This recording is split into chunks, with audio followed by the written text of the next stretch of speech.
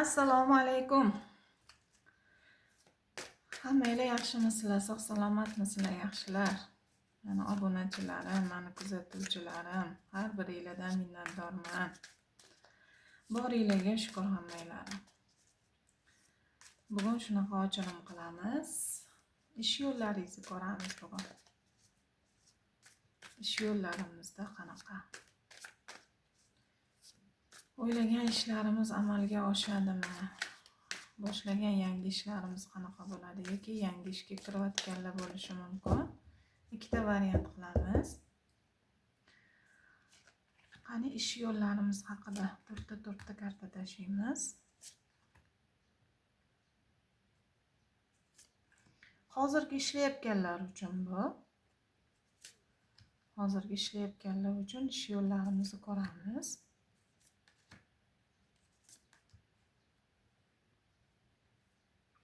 Yangi ishga kirmoqchi bo'lganlar uchun ko'rib beraman. Yangi ishda qanaqa bo'ladi? Ko'ramiz. Ikkinchi variant.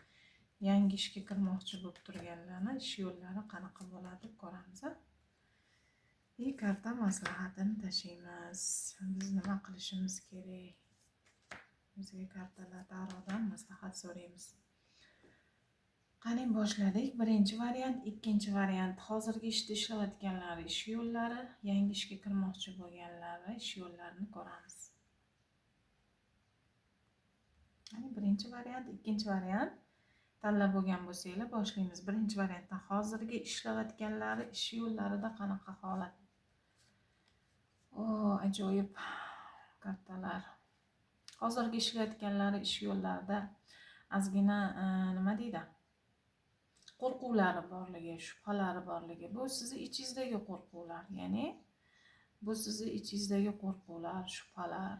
Ichki bu, lekin aslida unaqa emasligini bildiradi. Aslida siz o'ylayotgan narsa yo'q sizda. Yoki ishingizda siz o'ylab qo'rqayotgan narsa yo'q. Bu sizning ichingizdagi o'zingizning qo'rquvlaringiz. Ozgina qo'rquv uyg'onib qolgan sizda. Chunki sizni kontrolga olishyapti ishingizda. Ya'ni sizni har bir qadamingizni rahbaringiz, ayol kishimi, erkak kishimi sizni kontrol qilayotganligidan ozgina qo'rquv, shubhangiz bor. Meni kuzatyapti deb o'ylayapsiz siz. Kontrol qilib meni kuzatyapti deb ozgina qo'rquv, shubhangiz borligi. Lekin siz qanaqa insonsiz bilasizmi? Siz o'zingizga ishongan, kelishgan, chiroyli, hamma narsani uddalay oladigan shaxssiz. Birinchi variant tanlaganlar. Siz nimaiki qarorga kelmay, nimaiki boshlamay, nimaiki qilmay sizda o'xshaydi. Chunki sizda shunga yarasha ish joyingiz, o'zingizga yarasha obro'yingiz bor. O'zingizga yarasha hurmatingiz bor, necha yillik stajingiz bor. Siz har taraflama nima deydi? Hozirgi ishlayotgan o'rningizda, joyingizda anaqangiz bor. Nima deydi? O'rnashib olgansiz mustahkam. Shuning uchun sizni kontrolga olishyaptimi, kuzatishyaptimi, siz qo'rqmang. Sizda hammasi joyida. Bu sizning ichingizdagi qo'rquvlaringiz. Sizda hammasi nima deydi? O'zingizni obro'yingiz, hurmatingiz bilan hamma joydan nima deydi? Xursand bo'lib chiqib ketadigan insonsiz. Uddalay oladigan insonsiz. Omad tilayman, ajoyib kartalar. Bu qo'rquvlar o'zingizga ichingizdagi qo'rquvlar. Siz kuchli shaxssiz birinchi variant tanlaganlar. Birinchi variantda yangi ishga kirmoqchi bo'lganlar qanaqa holatda bo'ladi? Qani? Siz hozirda o'zingizni yaxshi ko'rmayapsiz eski ishingizda. Eski ishingizdan ketish holati bo'lyapti sizda. Ya'ni siz ko'proq nimadan jahli chiqyapti bilasizmi? Siz ko'proq o'zingizdan ko'ra eski ishingizda boshqalar manfaatini o'ylagansiz ko'proq. Boshqalarga yordam bergansiz, yordam qo'lini cho'zganligingiz, o'zingizni unutib boshqalari deganligingiz, shundan jahlingiz chiqib bahslashyapsiz yoki janjallashyapsiz yoki bu janjal ichingizdagi bahs bo'lishi mumkin. Ya'ni o'zingiz bilan o'zingiz bahslashyapsiz. Chunki nohaqlik bo'ldi deyapsiz. Chunki ko'proq siz boshqalarni o'ylagansiz ishingizda, ko'p boshqalarga yordam berganingiz. Hozirda ikkilanib turibsiz. Ya'ni ozgina ikkilanishdasiz. Ketaymi, ketmaymi? Ya'ni ko'ra olmayapsiz. yangi ishga o'tsam qanaqa bo'ladi, bu yerdan ketsam qanaqa bo'ladi deb yangi ishga o'tmoqchi bo'lganlar, ya'ni eski ishini, xotiralarini hali ham unutmaganligini, yangi ishga kirishga ikkilanayotganligini. Yo'q, ikkilanmang, sizda yaxshi, mana hammasi sizga pul kelyapti. Qanaqadir she'riyli ishni boshlashingiz mumkin, she'riyli ish bo'lishi mumkin, yoki sizga kimdir yordam berishi mumkin. Sizga qilingan adolatsizlik evaziga sizga yordam kelyapti. Ikkilanmang, boshlang. Lekin birinchi ishingizda, hozirgi ishingizda sizga nohaqlik bo'lganini o'zingizni unutib ko'proq ularga mehr berganingizni, ularga qaraganingizni, ularga yordam berganingizni, ular sizni bilmagani uchun sizni jahlingiz chiqayotganligini aytyapsiz. Yangi ishda yaxshi bo'lasiz, boshlang. Ko'rdingizmi, karta maslahati, ajoyib kartalar. Juda chiroyli kartalar tushdi. Nima deydi? Sizga nisbatan qilingan nohaqlik nimasini topadi-da, adolat topadi. Shuning uchun qo'rqmasdan yangi ishga o'tishingiz mumkin. Eski ishingizda ishlayotganligi ham yutuq kelyapti, yangi ishga o'tadiganligi, yangi ish boshlamoqchi bo'lganligi ham zo'r kartalar tushdi. Quyosh kartasi bu sizda hammasi zo'r bo'ladi, pulda ham zo'r bo'ladi, obro' e'tiborda ham, boshlagan ishingizda ham katta mavqega, karyeraga erishasiz. Sizga pulli kelyapti, o'zingiz xohlagan obro' e'tibor kelyapti. Ajoyib kartalar. Ikkilanmang, qo'rqmang, boshlang degan bo'lardim birinchi variantda. Yangi ishga o'tmoqchi bo'lganlarga eski ishdagilarga omad tilayman. Ajoyib kartalar. Ikkinchi variantni tanlaganlar. Eski ishingizda nimalar bo'lyapti? Sizda eski ishingizda ajoyib kartalar tushdi. Ozgina pul siz xohlagandek kelmayapti. Ya'ni siz xohlagan summa kelmaganligidan, sizda mehnat ko'p, lekin xohlagan summani ola olmaganingizdan ozgina jahlingiz chiqayotganligi, hammasini tashlab ketgis kelib turganlik holatdasiz.